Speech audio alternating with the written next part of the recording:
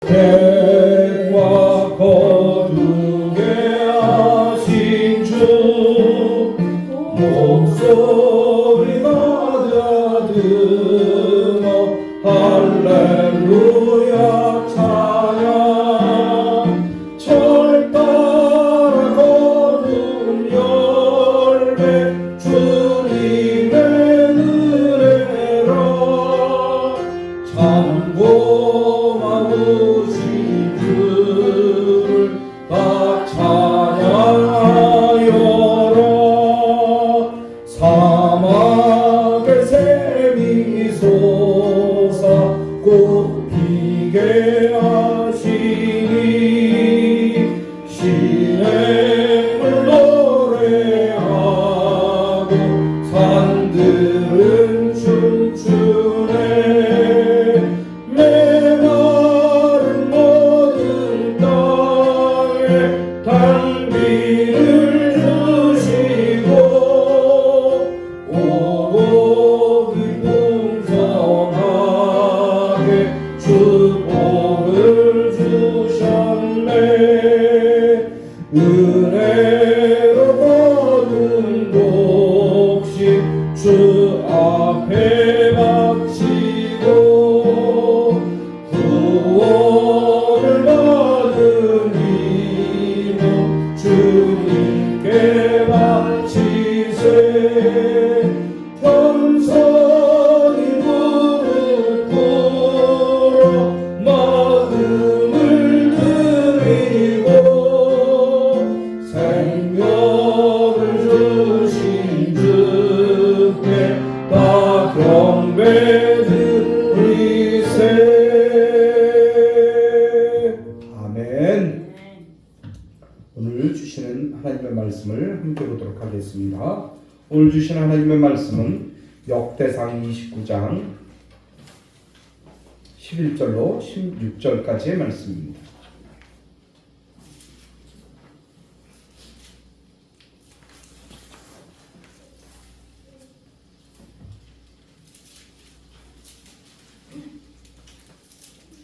제가 가지고 있는 성경은 653면입니다.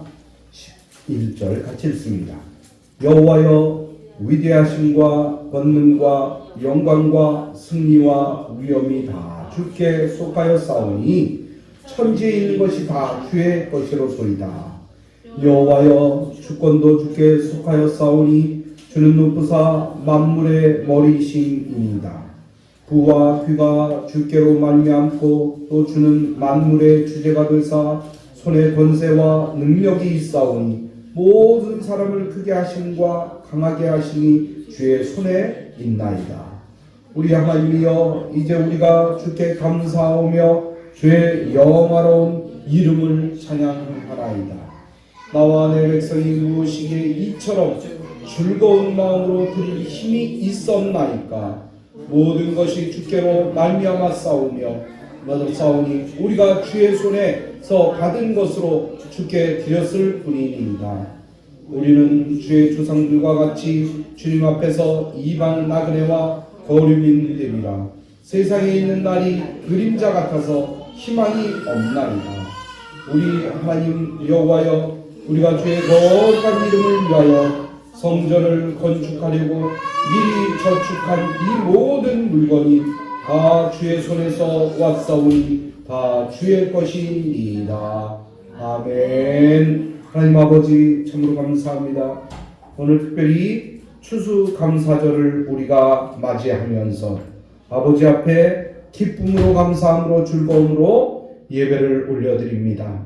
이 예배 가운데 임재하여 주셔서 주님 우리의 마음속에 우리의 생각 속에 말씀하여 주옵소서.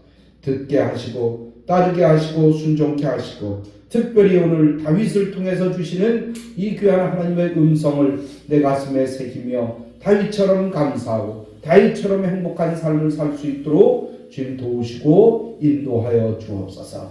예수님의 이름으로 기도하옵나이다.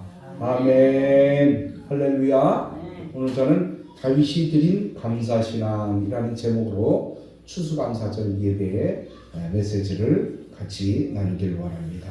옆 사람하고 인사합니다. 잘 오셨습니다. 네, 잘 오셨어요. 네. 요즘 아주 추수감사절 이 시기가 또 이제 감기 걸리기도 쉽고 날씨가 이제 조석으로 변동이 아주 심합니다. 그래서 여러분들이 또 못 나오셨어요. 네. 좀 안타까운 마음이 들지만 그래도 우리가 추수감사절 예배로 주님 앞에 올려드리기 원합니다. 오래전 어느 교회의 이야기입니다. 그 교회에서 부흥회를 열었는데 거기서 어떤 여자 청년이 아주 은혜를 받았어요. 은혜를 받았어요. 그러면서 은혜를 받고 하나님 앞에 건축 헌금을 드리는 거예요. 그런데 청년인데 좀 오래된 얘기를 해서 그렇지 헌금을 드렸는데 그러니까 감사 헌금을 드렸는데 600만 원을 드린 거예요. 600만 원. 그래서 그 목사님이 그걸 확인하고 아니 이 청년이 지금 시골에서 올라와서 그 당시에 개포동 2단지에 독신자 아파트가 300만 원이었대요. 300만 원 독신자 아파트가. 근데 600만 원을 드린 거예요. 그때 지금도 유명한 그 음마 아파트가 3,300만 원이었다는 거예요. 그러니까 600만 원이 엄청나게 큰 돈이죠. 근데 이 여청년이 환경이 어떠냐? 그 동네 연립주택 지하방에서 부모님과 동생 둘, 그러니까 5 식구가 거기서 살고 있는 거예요. 그 조그만 방에. 그런데 그 600만 원을 하나님 앞에 드렸으니 목사님이 그 돈을 보고서 야 너무 과하게 드린 것 같다. 아니 그렇게 어렵게 살면서 이렇게 엄청난 돈을 헌금으로 드렸으니 그 600만 원에다가 거기 300만 원 더하면 보증금 300만 원 더하면 그거 더 큰 집으로 이사도 갈 수 있는데 그럴 돈인데 그래서 그 돈을 보고 여청년을 가만히 불렀어요. 그리고 네 환경으로 볼 때 이거 참 너무 과한 것을 하나님 앞에 드렸다. 내가 돌려줄 테니까 이 돈 갖고 가서 더 이제 결혼할 때도 됐는데 결혼 자금으로도 쓰고 그 다음에 방을 더 큰 걸 얻든가 방 2개짜리를 얻든가 그렇게 하는 게 좋을 것 같다. 이렇게 조언해 주면서 돈을 줬어요. 그랬더니 그 여청년이 이것은 목사님께 드린 게 아닙니다. 목사님께 드린 게 아니에요. 하나님께 바친 건데 어떻게 목사님이 저한테 돈을 주실 수가 있습니까? 그리고 여청년이 따지더라는 거예요. 섭섭해 하더라는 거예요. 오히려. 그래서 한 번 더 간절한 마음으로 축복 기도를 해줬습니다. 그리고 나서 이제 열심히 교회를 다녔는데 특별한 일이 없다가 이제 그 여청년이 몇 년 후에 결혼한다고 해서 그 사정을 들어보니까 남자가 7살이나 어리더래요. 그래갖고 이 여청년이 도저히 이거는 우리 정서상 맞질 않는다. 네가 나한테 청혼을 했지만 나 받아들일 수가 없다. 그래갖고 굉장히 거부하다가 나중에 결국엔 너무 남자가 진실한 것 같고 어리지만 그걸 받아줬다는 거예요. 그래서 이제 인사를 갔더니 그 집이 너무너무 잘 살더라는 거예요. 너무너무 잘 살더라는 거예요. 부모님을 만나봤더니 얼마나 부모님이 좋으신지 그래서 그 부모님이 이렇게 얘기하더라는 거예요. 아무것도 갖고 올 거 없어. 그냥 맨몸으로 와. 이렇게 얘기를 하더라는 거예요. 그래서 결혼을 했는데 여의도에 그 당시 33평짜리 아파트를 딱 사줬다는 거예요. 그 집에서 시부모가 사줬다는 거예요. 그리고 그 넓은 집에서 사무실 거기다 딱 차려놓고 일을 했는데 엄청나게 사업이 번성해서 집에서 사무실 차려놓고 일을 하기 시작했는데 돈을 얼마나 많이 벌었는지 엄청난 부자가 됐다는 얘기예요. 여러분 돈 버는 게 중요한 게 아니잖아요. 그렇죠? 하나님 앞에 우리 마음을 드리는 게 중요한 거예요. 우리 하나님 앞에 이렇게 마음을 드리니까 대박 났다는 거. 오늘 요즘 말로 대박이 났대요. 그래서 큰 부자가 됐다는 얘기예요. 그런데 어떤 성자가, 거룩한 사람이 이렇게 얘기했어요. 이렇게 기도했어요. 주여, 나에게 많은 은혜를 주셨습니다. 그런데 한 가지 은혜만 더 주십시오. 그것은 무엇이냐? 감사하는 마음을 주세요. 이렇게 기도했다는 거예요. 그가 이렇게 기도한 것을 보면 우리의 감사가 쉽지가 않다는 거예요. 우리의 마음은요, 100을 주잖아요.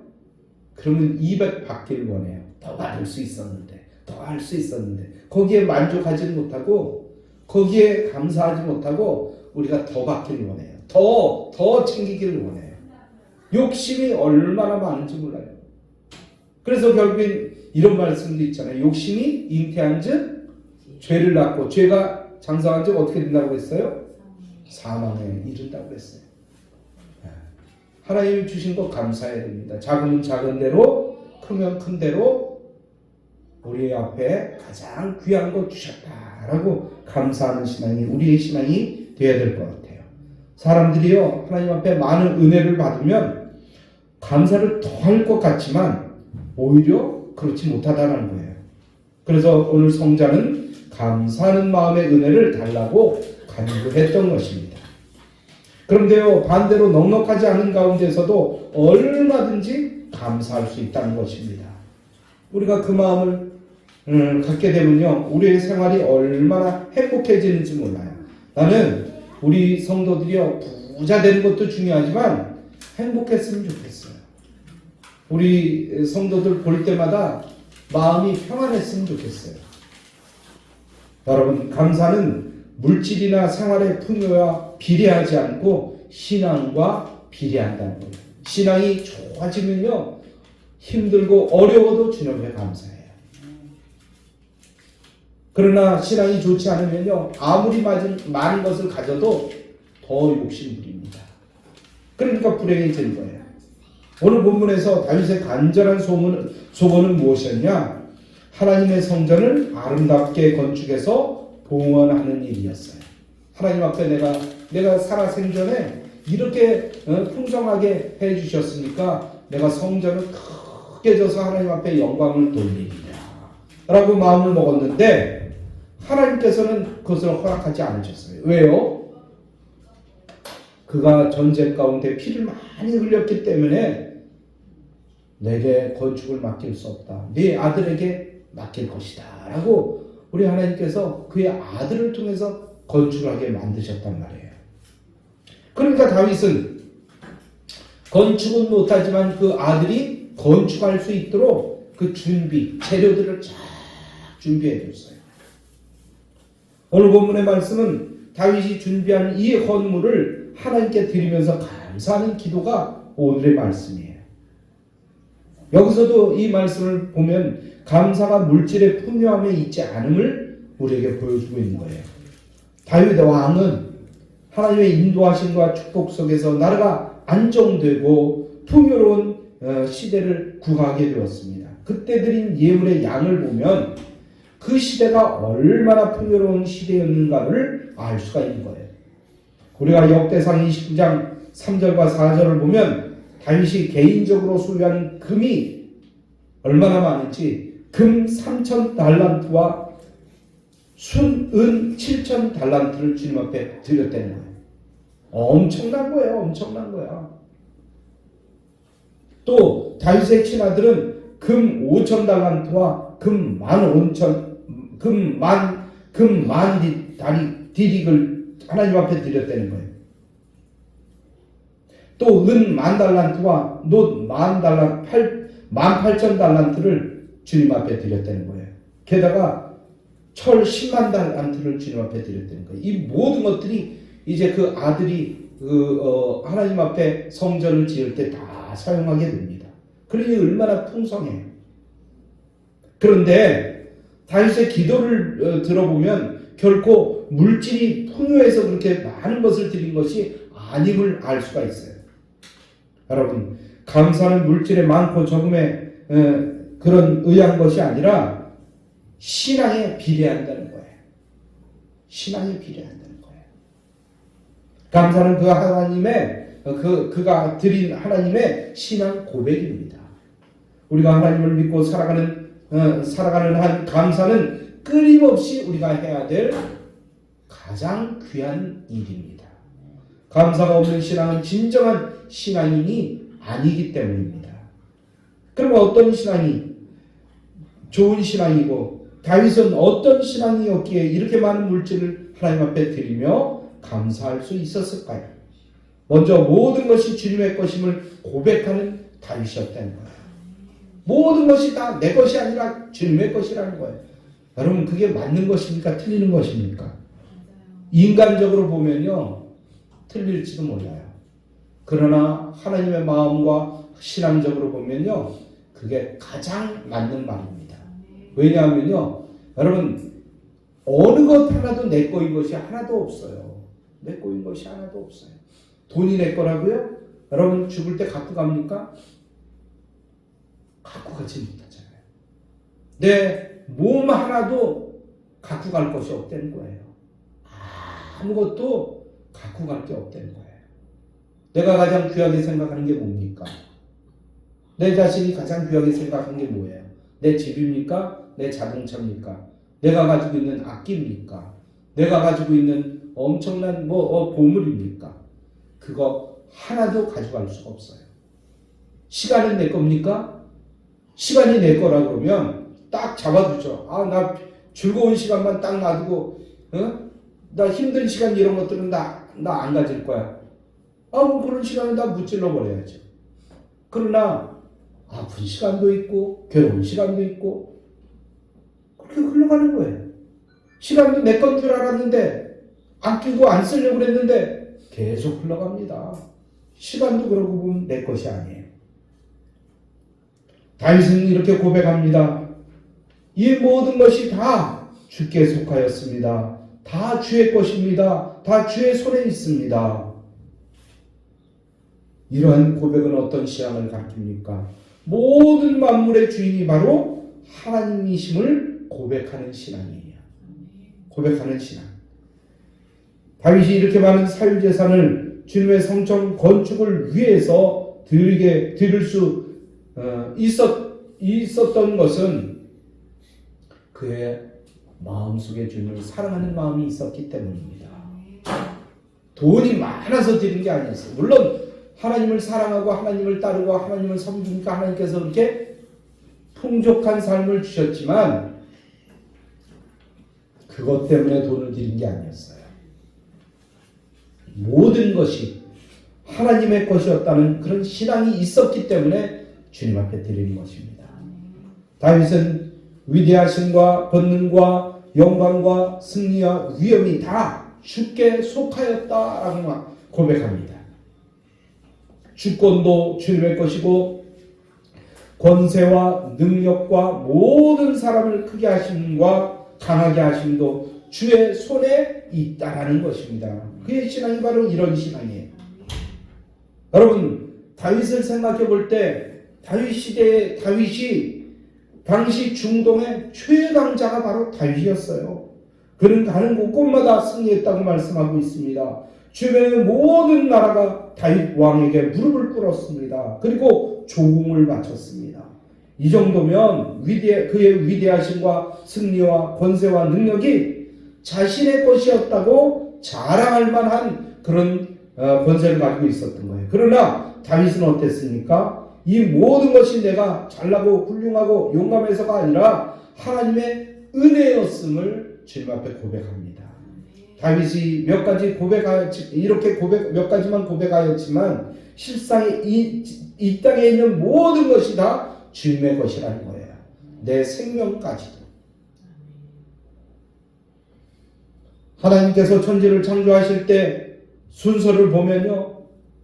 모든 만물을 창조하신 후에 마지막으로 사람을 창조하셨습니다. 왜요? 사람을 사랑했기 때문에. 우리를 사랑했기 때문이에요. 그리고 하나님께서는 모든 것을 창조하시고 그 모든 것을 다스릴 수 있는 힘과 능력을 누구에게 주셨어요? 사람에게 주셨어요. 맡기셨어요. 그리고 이렇게 말씀하셨어요. 만물을 다스리고 정복하고 번성하며 땅에 충만하라라고 말씀하셨습니다. 여러분, 이 세상, 이 말씀을 듣고 보면 참 이 세상에 사람보다 힘센 동물이 수도 없이 많습니다. 코끼리 어떻습니까? 얼마나 힘이 세요? 호랑이는 어떻습니까? 사자는 어떻습니까? 곰은 어떻습니까? 그 엄청난 동물들도 사람을 두려워해요. 사람이 다 그들을 다스립니다. 아무리 하늘 나는 새라 할지라도, 큰 새라 할지라도 사람이 다 그것들을 다스립니다. 그러고 보면 하나님께서 참 우리를 사랑하시는구나, 사람을 사랑하셨구나, 이것을 알 수가 있는 것입니다. 그렇기 때문에 사람은 내가 이 세상의 주인이 아니라 하나님의 것을 맡아 관리하는 청지기일 뿐이다 라는 그런 신앙을 우리가 가져야 될 것입니다. 하나님께서 첫 수확물을 하나님께 드리라고 한 것도 이 사실을 확인하기 위한 것이었습니다. 수입의 11조를 드리라고 한 것도 물질의 주인이 하나님이심을 확인시키기 위함이었던 것입니다. 여러분, 11조가 뭔지 알죠? 11조. 내가 수입의 10분의 1을 주님 앞에 드리는 거예요. 한번 생각해 보세요. 생각해 보세요. 여러분, 100만 원 벌면 11조가 얼마입니까? 10만 원이에요. 그럼 500만 원 벌면 얼마예요? 50만 원이에요. 1000만 원 벌면 얼마입니까? 100만 원. 이 엄청난 걸 주님 앞에 드려요? 여러분, 사실은 1000만 원이면 1000만 원, 500만 원이면 500만 원 하나님께서 나에게 다 주신 거예요. 내가 감사함으로 하나님 앞에 다 드릴 수도 있지만 하나님 앞에 10분의 1을 드리라는 것은 하나님의 권능을, 하나님의 권위를, 하나님의 창조하심을 믿기 때문에 주님 앞에 드리는 거예요. 여러분, 그 귀한 것, 내가 버는 것 같지만, 내가 장사해서 버는 것 같지만 하나님께서 주신 거예요. 허다못해 우리 밥을 해서라도 밥 다 된 밥에 코 빠뜨려 보세요. 누가 먹습니까? 장사하다가도 홀딱 부도가 나는 수가 있어요. 회사 다니어도 회사가 망할 수가 있어요. 여름 내내 땀을 흘려서 곡식을 거두려고 봤는데 어느 날 갑자기 하루 우박이 왔어요. 엉망진창이 되는 수가 있어요. 이 모든 것을 누가 도와주셔서 우리가 수입을 할 수 있는 것입니까? 하나님께서 도와주셔서, 하나님께서 인도해 주셔서 이 모든 것을 우리가 거둘 수 있는 것입니다. 그러므로 이 모든 것은 하나님의 것입니다 라는 신앙이 우리의 마음속에 다윗처럼 그 마음속에 가득 갖고 계셔야 될 것입니다. 할렐루야. 두 번째로는 모든 것이 주께로 말미암았다는 이 고백하는 그런 신앙이 우리에게 있어야 될 것입니다. 오늘 14절 말씀에서 다윗은 이렇게 고백합니다. 모든 것이 주께로 말미암았사오니 우리가 주의 손에서 받은 것으로 주께 드렸을 뿐입니다. 16절에도 또 이렇게 고백합니다. 이 모든 물건이 다 주의 손에서 왔사오니 다 주의 것입니다 라고 고백하는 거예요. 자신이 가진 모든 것이 다 주의 손에 있다는 것입니다. 이것이 다윗의 신앙이에요. 사실 우리는 이 세상에 올 때 아무것도 가지고 오지 않았어요. 그래서 이런 말이 있어요. 공수래 공수거. 아무것도 알몸으로 왔잖아요. 알몸으로. 옷이라도 입고 왔나요? 아니요. 아무것도 없이 왔어요. 알몸으로. 그리고 우리는 알몸으로 갈 것입니다. 아무것도 가진 것 없이 주님께로 돌아갈 것입니다. 우리가 이런 가운데서도 잘 살 수 있는 것은 모두 하나님이 주신 은혜입니다. 할렐루야. 다윗과 백성들이 이렇게 많은 재물을 하나님께 기쁨으로 드릴 수 있었던 것은 모든 것을 하나님께로부터 받았다는 그런 신앙이 그 마음속에 있었기 때문이에요. 만약에 이런 마음이 없으면 어떻게 합니까? 아깝죠. 어떻게 10분의 1을 드려요? 어떻게 10분의 1을 드릴 수가 있어요? 1억 벌면 얼마입니까? 한 10만 원 벌었을 때 만 원인데 1억 버니까 얼마예요? 한 달에. 요즘요, 월 1억 버는 사람이 많아요. 그럼 1억 벌면 하나님 앞에 얼마나 드릴까요? 잘 계산이 안 됩니까? 1억은 그럴까? 10억 버는 사람은 어떻게 해요? 박찬호 같은 사람이 옛날에 얼마를 드려야 돼요? 여러분, 그 마음속에 이 모든 것은 하나님께서 주시는 것입니다. 라고 생각할 때 아낌없이 드릴 수가 있어요. 그러면 하나님께서는요, 1000배, 만배로 채워주신다는 것을 우리는 기억해야 될 것입니다. 하나님께서 베풀어 주시는 은혜가 풍성하고 더 풍성해질 것을 우리는 기대하고 주님 앞에 드리는 것입니다. 그래서 사도 바울은 고린도전서 4장 7절에서 이렇게 고백합니다. 내게 있는 것 중에 받지 아니한 것이 무엇이냐? 내가 받았은즉 어찌하여 받지 아니한 것 같이 자랑하느냐? 자랑해요. 사람들은 자기가 좀 잘 살면 자랑합니다. 자랑합니다. 누가 반지 하나, 멋진 반지 하나 띄워서 싹 머리를 싹 이만 돌면서 안녕하십니까? 안녕하세요? 제 손에 뭐 빛나는 게 보이지 않습니까? 안녕하십니까? 어우, 그 반지 어디서 났어? 여러분, 자랑할 것이 무엇입니까?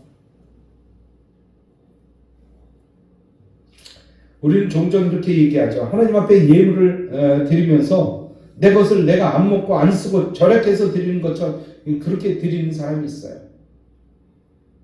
여러분, 우리가 하나님 앞에 헌금할 때 절약해서 하나님 앞에 드립니까? 아니요. 아껴서 하나님 앞에 드리는 겁니까? 아니요. 그렇지 않아요. 먼저 드리는 거예요. 먼저. 하나님 앞에 먼저 그의 나라와 의를 구하듯이 11조를 딱 떼서 먼저 드리는 거예요.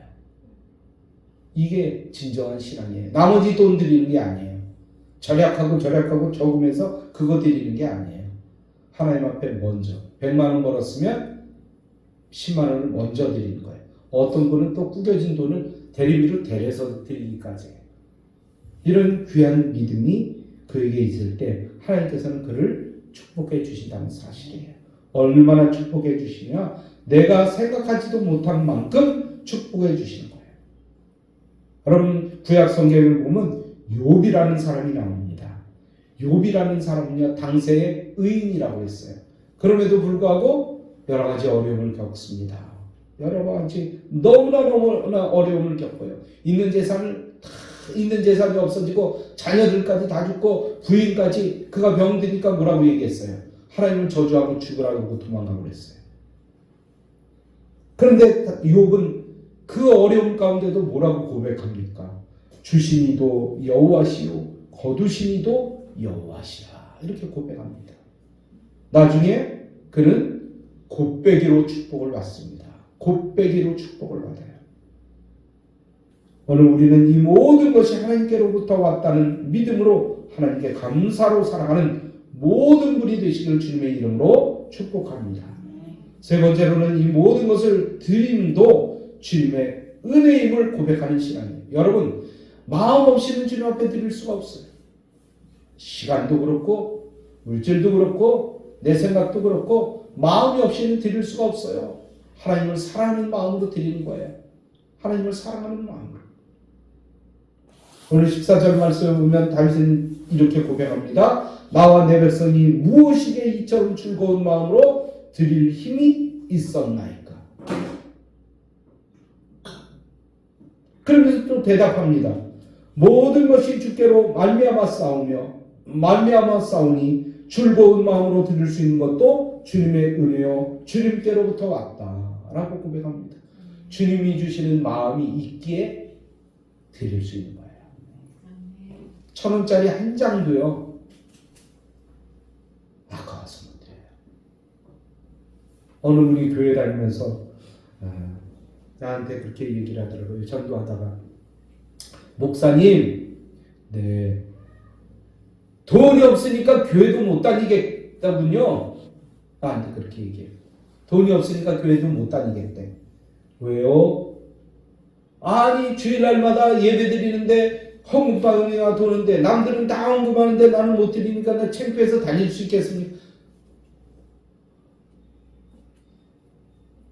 그렇게 얘기하는 거예요. 그러면서 돈 없으면 교회도 못 다닌대. 그렇게 얘기하는 거예요. 그건 너무 모르는 얘기잖아요. 하나만 알고 둘은 모르는 거예요. 하나님께서 얼마나 안타까운 마음으로 그의 마음을 위로해 주십니까? 또 더 좋은 기회를 그에게 주실 것을 믿고 열심히 일하는 것입니다. 그럴 때 하나님께서는 우리에게 축복해 주신다는 사실을 알아야 될 것입니다. 당연한 듯이 주님 앞에 드리는 것 같지만 여러분 하나님 앞에 당연하게 드리는 게 아니에요. 마음 없이는 절대 1,000원짜리 10,000원짜리 하나 드릴 수가 없어요. 왜냐하면 드리려고 생각하니까 아까운 거예요. 어느 분이 또 그런 고백을 해요. 아유 어떻게 그 돈을 그렇게 막 뭉칫돈을 주님 앞에 드릴 수 있겠습니까? 그래서 얼마나 드리냐고 내가 물어봤어요. 아니 주일날 가서 얼마씩 드리는데 그렇게 헌금 때문에 교회를 못 간다고 그러세요? 그랬더니 2,000원씩 드린대요. 2,000원. 주일날 가서 2,000원 드린대요. 그래서 한 가지 물어봤어요. 그럼 하나님 앞에 드리는 2,000원은 굉장히 아까운데 한 달에 매달마다 병원 갖다 주는 돈은 얼마나 됩니까? 그랬더니 30만 원이래요. 한 달에 헌금으로 5번 교회 가면 10,000원 드리는데 2,000원씩 한 달에 병원에는 30만 원 드린대요. 그래서 그거는 아까운 생각이 안 드세요? 그랬더니 그게 왜 아깝냐? 그 약을 사 먹는 건데 어떻게 그게 아깝냐요? 그래서 내가 그랬죠. 나는 30만 원 안 들어가는데 나는 병원에 병원비 안 냅니다. 왜? 건강하니까. 그 건강 누가 지켜주셔요? 하나님께서 지켜주셔요. 어느 것이 아까운지 모르는 거예요. 병원비 들어가서 내가 살기 위해서. 그런데 하나님께서는 그 병원비를 그렇게 내면서도 그냥 아파하는 거예요. 그냥 아파하는 거예요. 약 때문에 또 약을 먹으니까 그 역효과가 나타나갖고 또 잠도 못 자고 변비도 생기고 어려움을 겪는 거예요. 또 변비 때문에 변비약도 사 먹어야 되고 잠이 안 온다고 또 잠 오는 약을 또 먹어야 되고 얼마나 힘들게 사는지 몰라요. 그러면서도 열심히 병원하고 약국에 돈 갖다 주는 거예요. 그게 아까운 거지. 여러분 정말 아까운 것을 아깝다고 생각하는 여러분이 되시기 바랍니다. 그리고 주님 앞에 드릴 때 너무나 귀한 것 하나님 앞에 드리게 하는 것도 은혜구나 감사하다. 그리고 주님 앞에 드리시길 바랍니다. 그러면 그 돈이 어디에 쓰입니까? 어려운 이웃을 위해서도 쓰이고요. 전도하는 데 쓰이고요. 교회 운영하는 데도 쓰이고요. 하나님 앞에 이렇게 드려지는 거예요. 여러분 감사함으로 주님 앞에 드리시기 바랍니다. 그러면 주님께서 그 아름다운 손을 축복해 주셔요. 또 다윗은 어떤 고백을 했냐? 주님 앞에서 우리는 이방 나그네와 거류민이다 라고 고백을 했습니다. 이방 나그네, 거류민. 나그네라는 거예요. 그런 옛날 우리 최희준 노래도 있었잖아요. 인생은 나그네 길. 어디서 왔다가 어디로 가는가? 여러분 어디서 가서 어디로 갑니까? 우리가 어디서 왔다가 어디로 갑니까? 알 수 없는 데서 왔다가 알 수 없는 데로 갑니까? 아니에요. 우리는 결국엔 다 돌아가는 겁니다. 어디로 돌아갑니까? 내 고향으로 돌아가는 거예요. 내 본향으로 돌아가는 거예요. 예. 그래서 옛날 사람들도 그걸 몰랐지만 돌아가셨다 그러잖아요. 돌아가셨다. 돌아갔다는 거는요, 온 데가 있기 때문에 돌아가는 거예요.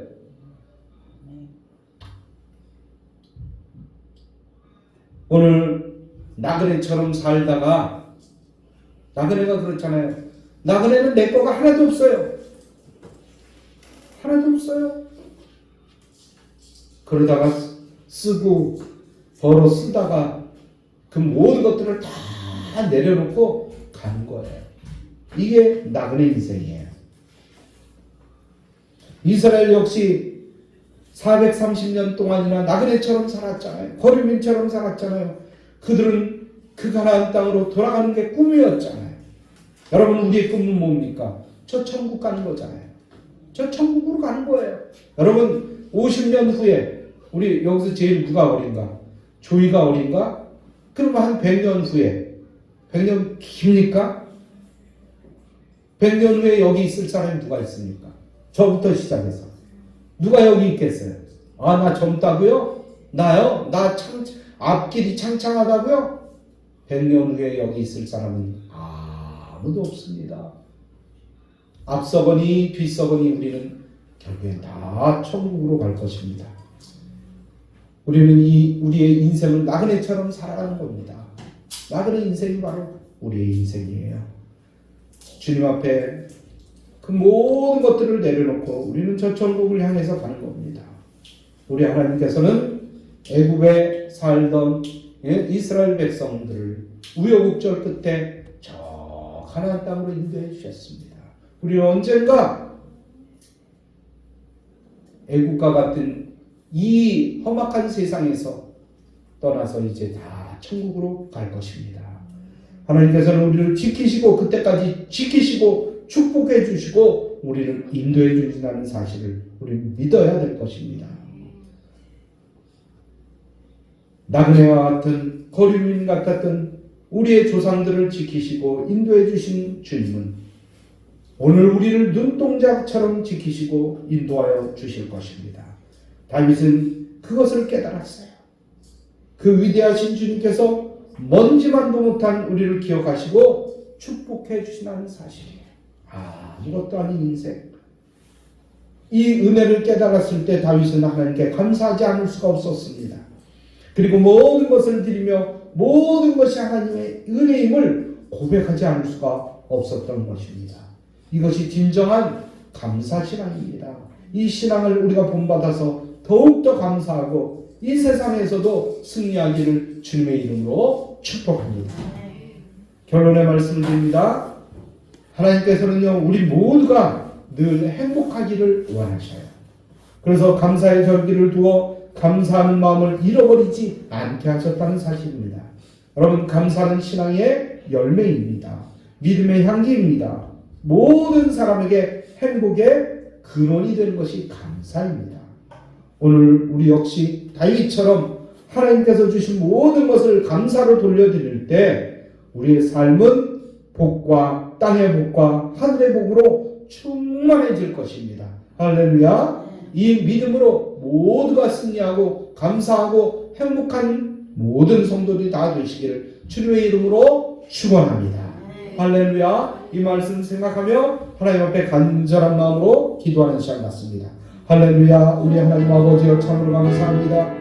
주님께서 오늘도 우리를 사랑하여 주셔서 믿음으로 말씀으로 주님 앞에 서게 하시고 특별히 오늘 추수감사절을 주님 앞에 올려드리면서 다윗처럼 감사하고 다윗처럼 아버지와 행복한 그런 아버지와 삶을 살 수 있도록 인도해 주옵소서. 따지고 보면 수없이 많은 우여곡절을 겪었지만 그 가운데서도 주님께서 그를 사랑하셨기에 그를 인도하여 주셨기에 그의 삶을 행복한 삶이 될 수 있게 만들어 주셨습니다. 주여, 오늘도 우리가 행복하게 살 수 있도록 도와주시옵소서. 건강하게 살 수 있도록 인도해 주옵소서. 하나님 뜻 안에서 승리하는 삶을 살 수 있도록 도와주옵소서. 특별히 추수감사절로 주님 앞에 올려드릴 때 더욱더 감사하게 하시고 늘 감사하게 하시고 늘 승리하는 신앙인이 될 수 있도록 인도하여 주옵소서. 오늘도 함께 하심을 믿습니다. 성령이 오늘도 함께하여 주옵소서.